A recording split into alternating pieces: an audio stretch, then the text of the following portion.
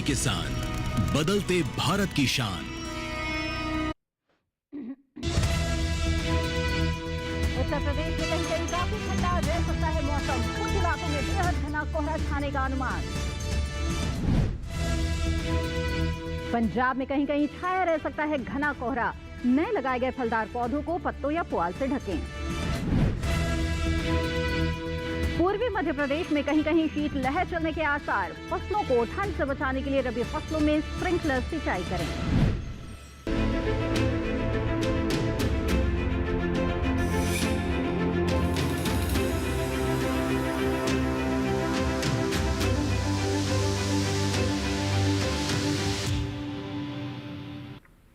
नमस्कार, आप देख रहे हैं दूरदर्शन किसान। मौसम खबर में आप सभी का स्वागत है। मैं हूं मोनालिसा।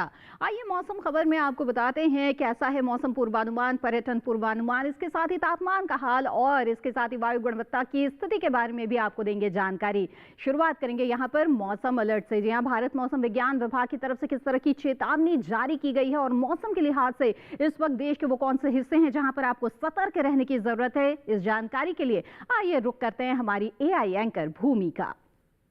जी मोनालिसा, जैसा कि देश के ज्यादातर राज्यों में तापमान कम हो रहा है, जिससे ठंड लगातार बढ़ रही है, मौसम विभाग ने बहुत सी जगहों और कुछ राज्यों के लिए अलर्ट भी जारी किया है। उन क्षेत्रों की जानकारी लेते हैं जहां सतर्क रहें। उत्तर प्रदेश में कहीं कहीं ठंडा दिन रहने के साथ बेहद घना कोहरा छाने की संभावना है। किसानों को सलाह दी जाती है कि खेतों में हल्की सिंचाई करें और छोटे पौधों में मल्चिंग कर ठंड और नमी संतुलन बनाए रखें। अब उन क्षेत्रों की जानकारी लेते हैं जहां नजर बनाए रखें। जम्मू कश्मीर, लद्दाख और उत्तराखंड में कहीं कहीं घना कोहरा बना रह सकता है। इन क्षेत्रों में किसानों को खेतों में हल्की सिंचाई करने और छोटे पौधों में मल्चिंग करने की सलाह दी जाती है ताकि फसलों को ठंड से सुरक्षित रखा जा सके। पंजाब में भी कहीं कहीं घना कोहरा छा सकता है। यहाँ किसानों को छोटे पौधों और नर्सरी को पॉलीथीन शीट से ढकने की सलाह दी जाती है। हरियाणा में घने कोहरे की स्थिति बन सकती है।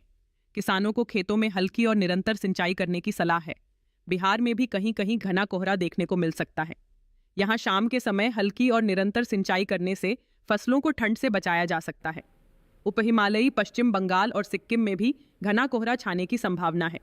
किसानों को सलाह है कि खेतों में हल्की और निरंतर सिंचाई करते रहें। धन्यवाद भूमि इस महत्वपूर्ण जानकारी के लिए। आइए अब मौसम खबर में आगे बढ़ते हैं और नजर डाल लेते हैं मौसम पूर्वानुमान पर। यहाँ आने वाले 24 से 48 घंटों के दौरान देश के वो कौन से हिस्से हैं जहां पर बारिश की स्थितियां आपको मिल सकती है और कहां पर मौसम साफ रहने वाला है, ये हम आपको बताने जा रहे हैं। तो आइए नजर डालते हैं मौसम पूर्वानुमान पर और इसमें हम सबसे पहले शुरुआत करेंगे उत्तर भारत से। आइए देख लेते हैं कि उत्तर भारत की क्या स्थिति रहने वाली है। तो जम्मू कश्मीर, लद्दाख, हिमाचल प्रदेश और उत्तराखंड में कहीं कहीं बादल बरस सकते हैं, लेकिन वहीं पंजाब, हरियाणा, दिल्ली, साथ ही उत्तर प्रदेश की बात की जाए तो यहां पर बिल्कुल साफ मौसम रहने वाला है। बारिश के कोई आसार फिलहाल यहां पर नजर नहीं आ रहे हैं। जी हाँ, तो ऐसे में जो पहाड़ी इलाके हैं यहां पर हल्की फुल्की बारिश की उम्मीद है और कहीं कहीं पर बादल बरस सकते हैं, तो सिंचाई टाल दे और इसके साथ ही उर्वरकों का इस्तेमाल करने की सोच रहे हैं तो वो भी टाल सकते हैं। लेकिन जो बाकी मैदानी हिस्से हैं वहां पर ठंड का ख्याल जरूर रखिएगा। पूर्वी पूर्वोत्तर भारत की बात करें तो यहां पर भी हमें बिल्कुल साफ मौसम नजर आ रहा है। बिहार, झारखंड, ओडिशा, गांगे पश्चिम बंगाल में मौसम साफ रहेगा। साथ ही उप हिमालय, पश्चिम बंगाल, सिक्किम, अरुणाचल प्रदेश, असम, मेघालय, नागालैंड, मणिपुर, मिजोरम और त्रिपुरा में भी आने वाले 24 से 48 घंटों के दौरान बारिश के कोई आसार नजर नहीं आ रहे हैं। यहां पर भी मौसम साफ रहने वाला है। तो यहां पर खेतों में जो समसामयिक कार्य है वो आप कर सकते हैं, निराई गुड़ाई कर सकते हैं। इसके साथ ही सिंचाई की व्यवस्था भी जरूर करें। आगे बढ़ते हैं, दक्षिण भारत की बात करें तो अंडमान निकोबार द्वीप समूह में कहीं कहीं बादल बरस सकते हैं, लेकिन इसके अलावा तेलंगाना, तटीय आंध्र प्रदेश, रायलसीमा, तमिलनाडु, पुडुचेरी में मौसम साफ रहेगा। केरल, उत्तरी और दक्षिण आंतरिक कर्नाटक, साथ ही तटीय कर्नाटक और लक्षद्वीप में भी आने वाले 24 से 48 घंटों के दौरान बारिश के कोई आसार नजर नहीं आ रहे हैं। यहां पर भी मौसम बिल्कुल साफ रहने वाला है। तो कृषि कार्यों के लिए मुफीद मौसम यहां पर रहेगा। यहां पर भी आप खेतों में सिंचाई करते रहे और समसामयिक कार्य करते रहें। आगे बढ़ते हैं, गुजरात, सौराष्ट्र, कच्छ, कोंकण, गोवा, मध्य महाराष्ट्र, मराठवाड़ा, विदर्भ में बिल्कुल साफ मौसम रहेगा। साथ ही पश्चिमी और पूर्वी मध्य प्रदेश में भी बरसात के आसार नहीं है। छत्तीसगढ़ में भी बादल बरसने के कोई आसार नजर नहीं आ रहे। इसके अलावा राजस्थान की बात करें तो पश्चिमी और पूर्वी राजस्थान में भी मौसम बिल्कुल साफ रहने वाला है। यहाँ पर भी बारिश के कोई आसार नजर नहीं आ रहे हैं। तो जाना आपने देश के अलग अलग हिस्सों में क्या स्थिति रहने वाली है आने वाले 24 से 48 घंटों के दौरान। इसी के साथ यहाँ पर मौसम खबर में रुकेंगे एक छोटे से ब्रेक के लिए। ब्रेक के बाद भी मौसम से जुड़ी हुई कई और महत्वपूर्ण जानकारी हम आपके लिए लेकर आएंगे। आप बने रहें दूरदर्शन किसान पर।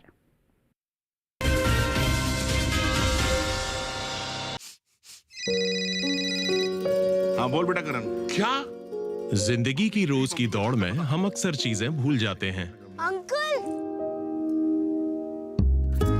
पर अच्छा लगता है जब कोई आपका ख्याल रखता है, जैसे कि आरबीआई ख्याल रखता है आपके अनक्लेम डिपॉजिट्स का। अनक्लेम डिपॉजिट मतलब? वो बैंक खाते जिसमें 10 साल या उससे अधिक से कोई लेन देन न हुआ हो, ऐसे खाते आरबीआई के डीईए फंड में चले जाते हैं। अपने बैंक के किसी भी शाखा में जाकर अपना केवाईसी अपडेट कराइए और अपना अनक्लेम डिपॉजिट वापस पाएं। आरबीआई कहता है जानकार बनिए, सतर्क रहिए। ब्रेक के बाद आप सभी का फिर से स्वागत है। आप देख रहे हैं मौसम खबर। आइए मौसम खबर में अब आगे बढ़ते हैं और बात करते हैं तापमान के बारे में। जी हां, देश के अलग अलग हिस्सों में तापमान की क्या स्थिति चल रही है ये हम आपको बताते हैं इस खास सेगमेंट में। खास तौर पे उन इलाकों पर नजर डालेंगे जहां पर तापमान में सामान्य की तुलना में बदलाव दिख रहा है। ऐसे में न्यूनतम तापमान की आइए पहले बात कर लेते हैं।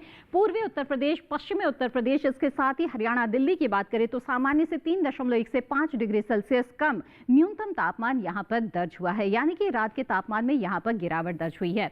आगे बढ़ते हैं, उड़ीसा, झारखंड, बिहार में भी न्यूनतम तापमान में गिरावट है। सामान्य के मुकाबले 3.1 से 5 डिग्री सेल्सियस कम न्यूनतम तापमान यहां पर रिकॉर्ड किया गया।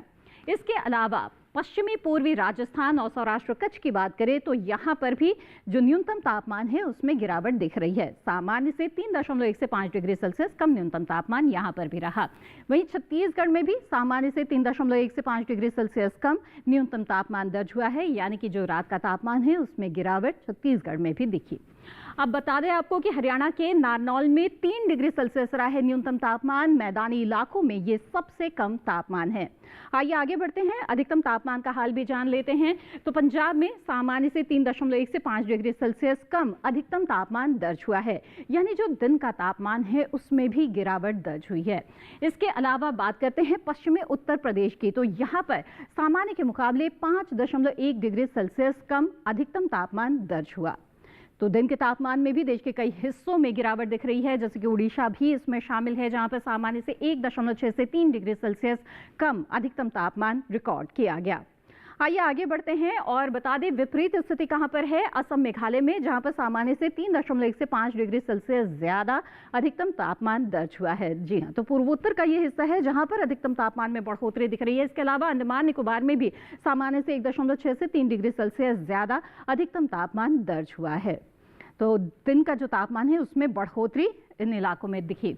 इसके साथ ही आपको बता दें कि अधिकतम तापमान सामान्य से 1.6 से 3 डिग्री सेल्सियस से ज़्यादा दर्ज हुआ है और लक्षद्वीप में। इसके साथ ही बता दें आपको कि कोंकण गोवा के भीरा में 38 डिग्री सेल्सियस रहा है अधिकतम तापमान, जो कि मैदानी इलाकों में सबसे ज़्यादा तापमान है। तो जाना आपने मैदानी इलाकों में सबसे कम और ज़्यादा तापमान की स्थिति कहां पर रही है, और इसके अलावा देश के वो कौन से हिस्से हैं जहां पर तापमान में इस वक्त सामान्य की तुलना में बदलाव नजर आ रहा है।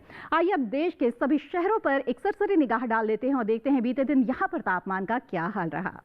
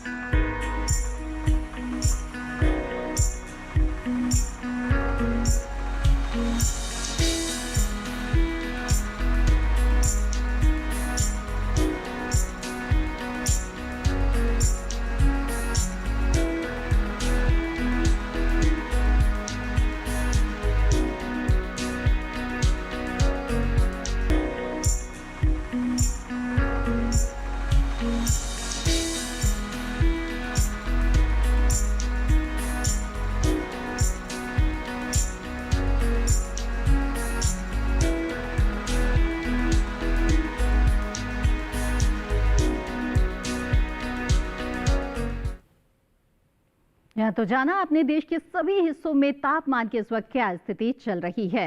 आगे हम मौसम खबर में बताएंगे आपको वायु गुणवत्ता की स्थिति के बारे में। इसके साथ ही पर्यटन पूर्वानुमान पर भी नजर डालेंगे और जानेंगे कि मौसम के लिहाज से खेती किसानी की किन बातों का ध्यान रखना जरूरी है। लेकिन फिलहाल मौसम खबर में वक्त हो चला है एक और छोटे से ब्रेक का। बने रहे हमारे साथ।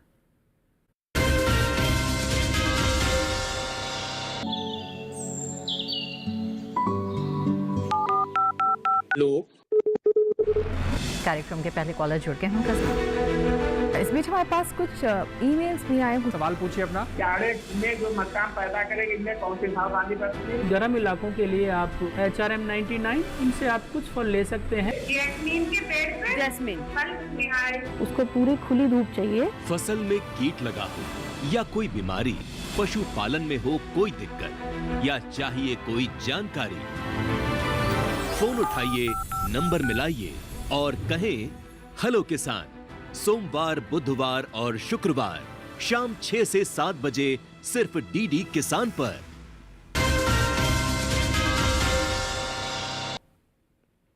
ब्रेक के बाद आप सभी का फिर से स्वागत है। आप देख रहे हैं मौसम खबर। आइए मौसम खबर में अब आगे बढ़ते हैं और जान लेते हैं वायु गुणवत्ता के बारे में। जी हां, आपके शहर की हवा कैसी है, अच्छी है, खराब है या फिर संतोषजनक के स्तर पर है, इसकी जानकारी होना बेहद ही जरूरी है। तो देश के कुछ चुनिंदा प्रमुख शहरों पर नजर डालेंगे और देखते हैं कि यहाँ पर वायु गुणवत्ता का क्या हाल है। और इसके लिए आइए चलते हैं हमारी AI एंकर भूमि के पास। जी मोनालिसा, नजर डालते हैं देश के बड़े शहरों की वायु गुणवत्ता पर। सबसे पहले बात करते हैं दिल्ली की, जहां वायु की गुणवत्ता अधिक खराब की श्रेणी में है। यहां गुणवत्ता सूचकांक 384 दर्ज किया गया। पुणे की बात करें तो यहां गुणवत्ता सूचकांक 140 दर्ज किया गया, जो औसत की श्रेणी में है।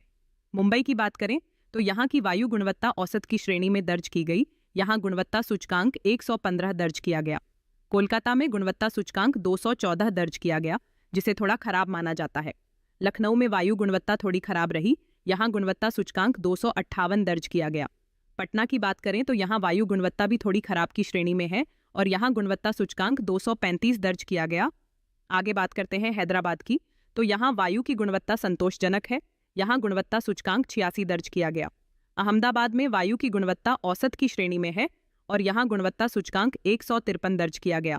बेंगलुरु की हवा भी औसत है और यहां वायु गुणवत्ता सूचकांक 116 दर्ज किया गया है। धन्यवाद भूमि इस अहम जानकारी के लिए। आइए अब आगे बढ़ते हैं मौसम खबर में और अब हम बात करेंगे पर्यटन पूर्वानुमान की, यानी कि पर्यटक स्थलों पर अगर आप जाने का प्लान बना रहे हैं तो आने वाले 4 दिनों के दौरान आपको किस तरह का मौसम मिल सकता है, ये जानकारी अगर आपको होगी तो आप उसके आधार पर अपना प्लान तैयार कर सकते हैं। तो आइए नजर डाल लेते हैं मौसम पूर्वानुमान पर और देखते हैं कि पर्यटक स्थलों पर कैसा मौसम आपको मिलने वाला है।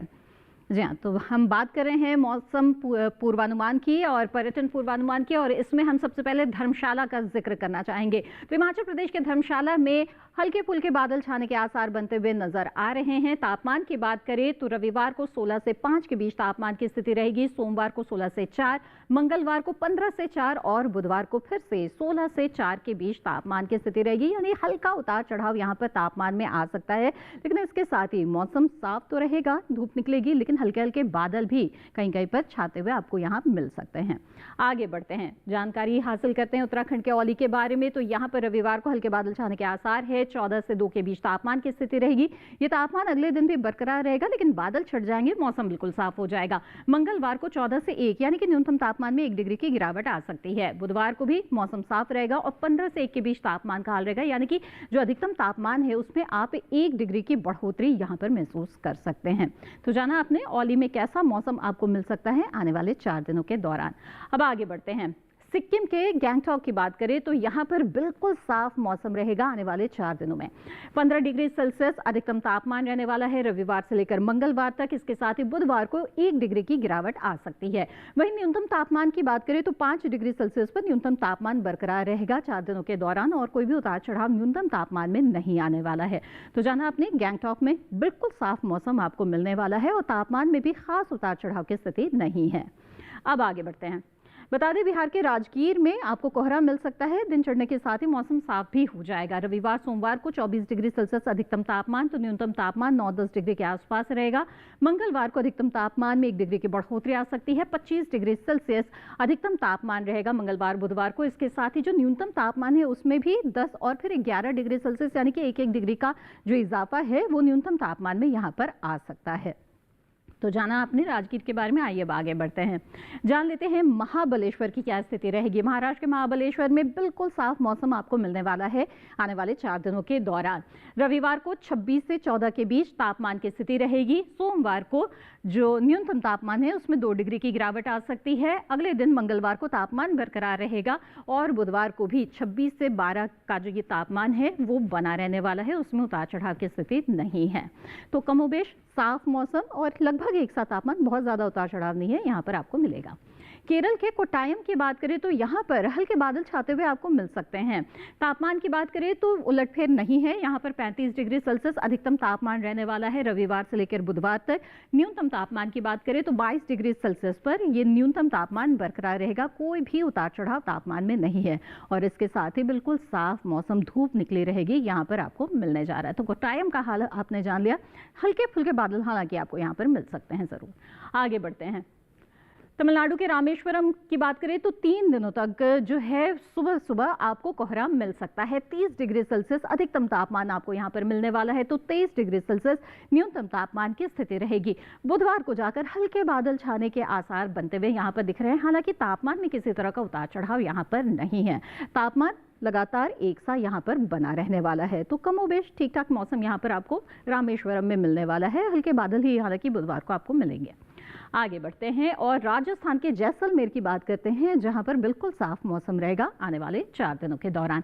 27 डिग्री सेल्सियस अधिकतम तापमान रहेगा रविवार और सोमवार को। मंगलवार और बुधवार को 1-1 डिग्री का इजाफा इसमें आएगा और 28-29 तक ये तापमान जाएगा। न्यूनतम तापमान की बात करें तो 10-11 के आसपास यहाँ पर न्यूनतम तापमान बना रहेगा। मंगलवार को ही हम देख रहे हैं कि 1 डिग्री की गिरावट यहाँ पर न्यूनतम तापमान में आ सकती है। तो जाना आपने कि क्या स्थिति यहाँ पर रहने वाली है आने वाले 4 दिनों के दौरान। अब बात करेंगे मध्य प्रदेश के चित्रकूट के बारे में। यहाँ पर आपको सुबह कोहरा मिल सकता है और दिन चढ़ने के साथ हल्के बादल भी आपको मिल सकते हैं। 25 डिग्री सेल्सियस अधिकतम तापमान रहेगा रविवार सोमवार को, तो मंगलवार बुधवार को 26 डिग्री सेल्सियस रहेगा तापमान।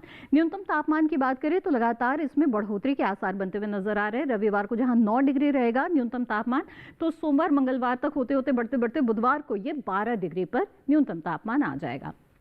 जी हाँ, तो जाना आपने कि पर्यटक स्थलों पर आपको कैसा मौसम मिल सकता है आने वाले 4 दिनों के दौरान। आइए अब आगे बढ़ते हैं और अब मौसम के लिहाज से खेती किसानी की भी बात करेंगे। तो देश के अलग अलग हिस्सों में किसान जो हैं इस वक्त किस तरह के समसामयिक कार्य कर सकते हैं, कहाँ पर वो सिंचाई कर सकते हैं, किन फसलों की बुआई कर सकते हैं और कहाँ पर रोग कीट की आशंका भी हो सकती है, इन सभी जानकारियों के लिए आइए चलते हैं हमारे AI एंकर कृष के पास। जी मोनालिसा, हिमाचल प्रदेश के मध्यम ऊंचाई वाले पहाड़ी इलाकों में पत्ता गोभी और फूल गोभी की फसल में माहू के प्रकोप को नियंत्रित करने के लिए नीम आधारित दवा का छिड़काव करें। हिमाचल प्रदेश के उप पर्वतीय और निचले पहाड़ी इलाकों में गेहूं की फसल में निराई करें। अधिक नमी और घने कोहरे के कारण गेहूं, प्याज और लहसुन में फफूंद जनित रोग बढ़ सकते हैं, इसलिए सुबह जल्दी सिंचाई और छिड़काव से बचें। यहाँ मूली, गाजर और शलगम की खुदाई कोहरे के समय न करें। इसके अलावा यहाँ गोभी वर्गीय फसलों में हल्की गुड़ाई और मिट्टी चढ़ाना फायदेमंद रहेगा, जिससे जड़ों में हवा का संचार बेहतर होगा। हिमाचल के ऊंचे पहाड़ी समशीतोष्ण आर्द्र इलाकों में पाले से बचाव के लिए गोभी वर्गीय फसलों में शाम के समय हल्की सिंचाई करें। आलू की फसल में मिट्टी चढ़ाने का काम करें। लहसुन की फसल में 8 से 10 दिन के अंतराल पर हल्की सिंचाई जारी रखें। इसके अलावा मटर की बेल को सहारा देने के लिए खूंटी लगाएं ताकि पौधे गिरने से बचें और फलियां अच्छी बनें। यहाँ प्याज की फसल में भी जरूरत के अनुसार सिंचाई करें। वहीं मोनालिसा, उत्तराखंड के भाबर और तराई इलाकों में चना, गेहूं, जौ, मटर और मसूर की फसलों में निराई गुड़ाई करें। इसके अलावा यहाँ देर से बोई गई सरसों की फसल पकने पर कटाई करें। सरसों में फूल और फली बनने की अवस्था पर सिंचाई करें। तैयार गन्ने की कटाई करें और प्याज की रोपाई पूरी करें। यहीं इस समय सरसों में झुलसा और सफेद रथुआ रोग से बचाव के लिए अनुशंसित दवाओं का छिड़काव करें। उत्तराखंड के पहाड़ी इलाकों में गेहूं में हाथ से निराई करें और मसूर की फसल में निराई गुड़ाई करें। यहां आलू की बुवाई और मटर की बुवाई के लिए ये समय उपयुक्त है। उप आर्द्र उपोष्ण कटिबंधीय इलाकों में गेहूं और दलहनी फसलों को ठंड से बचाने के लिए पुआल से मल्चिंग करें और हल्की सिंचाई दें। तो मोनालिसा, ये थी इस हफ्ते की हिमाचल प्रदेश और उत्तराखंड के किसानों के लिए सलाह। धन्यवाद क्रिश, इस महत्वपूर्ण जानकारी के लिए। तो जाना आपने उत्तर भारत के जो हिमाचल प्रदेश, उत्तराखंड जैसे पहाड़ी इलाके हैं, वहां पर किसानों को इस वक्त किस तरह के समसामयिक कार्य करने चाहिए। आइए अब आगे बढ़ते हैं मौसम खबर में और बात करते हैं आज की फसल की, जो कि है टमाटर। जी हाँ, टमाटर जो कि पौष्टिक भी है और स्वादिष्ट भी। इसकी व्यावसायिक खेती आपको बहुत अच्छा लाभ दे सकती है, क्योंकि इसकी मांग बहुत अच्छी बनी रहती है बाजार में। अच्छा उत्पादन प्राप्त करने के लिए खेती के दौरान आपको किन किन बातों का ध्यान रखना चाहिए, आइए जानते हैं इस रिपोर्ट के जरिए।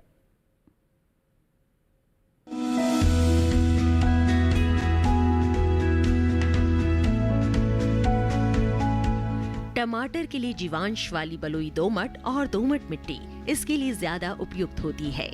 1 हेक्टेयर बुआई के लिए सामान्य किस्म का 400 से 500 ग्राम बीज चाहिए, जबकि संकर किस्म का 150 से 200 ग्राम बीज ही पर्याप्त होगा। जिन किसानों की पौध तैयार हो गई है, वो अब इसकी रुपाई कर ले। रुपाई के लिए खेत को अच्छी तरह जोतकर मिट्टी को भुरभुरा बना ले और क्यारियां तैयार कर ले।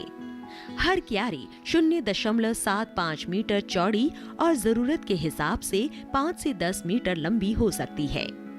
ध्यान रहे कि सीमित बढ़वार वाली फसल के लिए कतार से कतार के बीच की दूरी 60 सेंटीमीटर और पौध से पौध की दूरी 45 सेंटीमीटर होनी चाहिए, जबकि असीमित बढ़वार वाली फसलों में कतार से कतार की दूरी 75 सेंटीमीटर और पौध से पौध के बीच की दूरी 50 सेंटीमीटर होनी चाहिए। रुपाई दोपहर बाद करना ज्यादा बेहतर रहेगा।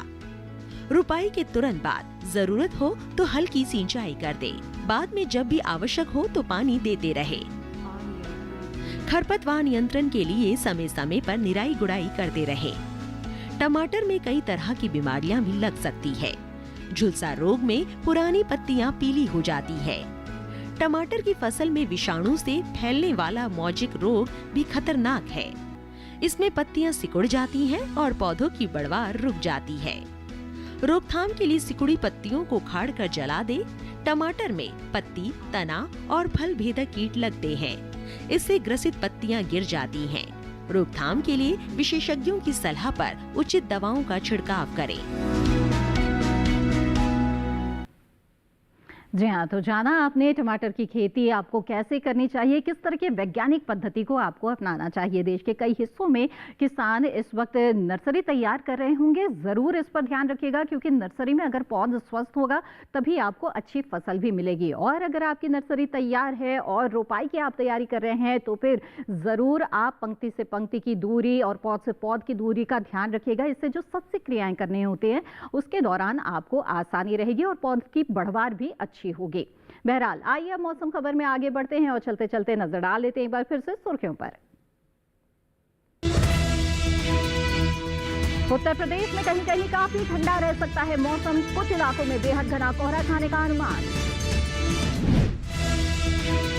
पंजाब में कहीं कहीं छाया रह सकता है घना कोहरा। नए लगाए गए फलदार पौधों को पत्तों या पुआल से ढकें।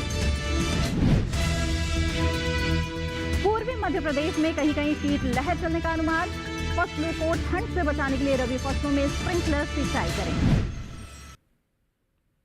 और इसके साथ मौसम खबर में आज बस इतना ही। मौसम खबर को आप दूरदर्शन किसान के YouTube चैनल पर भी देख सकते हैं। और जो सभी जानकारियां हैं मौसम से जुड़ी हुई और मौसम के लिहाज से खेती किसानी से जुड़ी हुई, ये सब कुछ आप हासिल कर सकते हैं। इसके लिए टीवी स्क्रीन पर दिखाए जा रहे QR कोड को स्कैन करें, आप सीधे हमारे YouTube चैनल से जुड़ जाएंगे। मौसम का ताज़ा हाल और कृषि सलाह लेकर फिर होंगे हाजिर। तब तक के लिए दीजिए इजाजत। आप बने रहें दूरदर्शन किसान पर। नमस्कार।